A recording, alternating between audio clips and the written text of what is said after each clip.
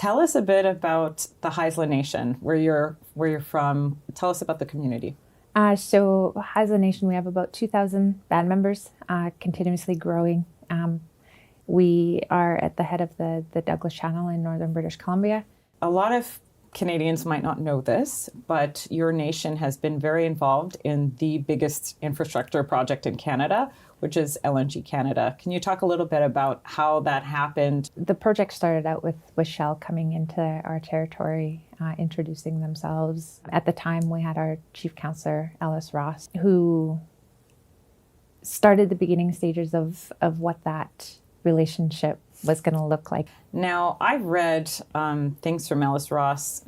At first, he wasn't sure what he even thought about LNG. And I would imagine that was the case as well in the community. Like, what is this LNG thing? When it came to any decisions that were being made around economic development, we had many proponents come to the nation at the time, bringing different commodities, potash, coal, LNG. And at that time, taking into consideration all the impacts, LNG had seemed to be the most environmentally acceptable commodity. So our council, being essentially led by Ellis, started doing their research. And when we weighed the pros and cons of all the proposals that were coming to our territory, it was the most accepted by our people. What were you able to kind of put into the LNG Canada project to make it of value for your community? What I'm seeing today is a very, very low unemployment rate. Whether our membership are accessing the employment opportunities on site, or they're accessing higher education through the revenues that we've been able to generate to the community. How did it set the stage for Cedar LNG? So Cedar LNG is a majority-owned floating facility that's proposed for a territory that's majority owned by the Haisla Nation in partnership with Pembina. Through our negotiations for our commercial agreements that we have with LNG Canada, our visionaries at the time were successful in negotiating 400 MMCF of capacity off the Coastal GasLink project that would essentially feed a facility that was owned by the nation. So when LNG Canada announced their positive final investment decision, Cedar became a reality to our nation to work towards. What do you think makes Cedar a project that is very reflective of Haisla values? We chose technologies that would have less impact on environmentally. We chose a floating facility that would have less impact on the land.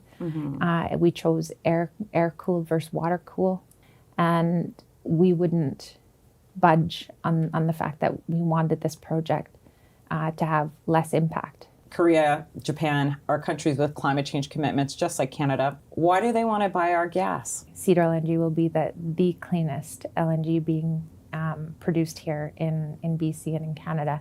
And to help them hit their targets is by burning our LNG in the facilities that they have, whether it's for heating homes or powering the facilities that they have in their countries. And I guess that's a good segue into the First Nations Climate Initiative. Can you tell me a bit about that?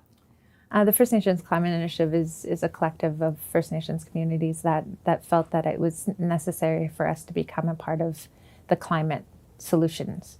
As Indigenous, growing up with our culture, we were always taught to take care of our land, our territories, our trap lines. But when we think about it in a global context, it's becoming a part of solutions that are helping other countries essentially reduce their emissions that impact us globally.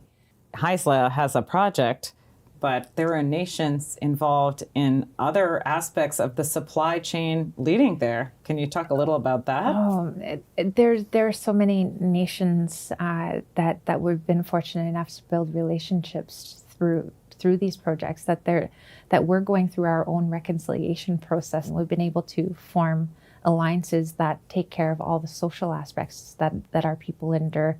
What do the rest of Canada need to know about what's going on here? For the first time, our communities are becoming self-reliant. We're able to become a part of solutions, lifting our people out of poverty. through these projects, we're investing in our culture, we're investing in our language, but most importantly, we're investing in our people of today and our future generations. And to be able to witness it today is absolutely tremendous.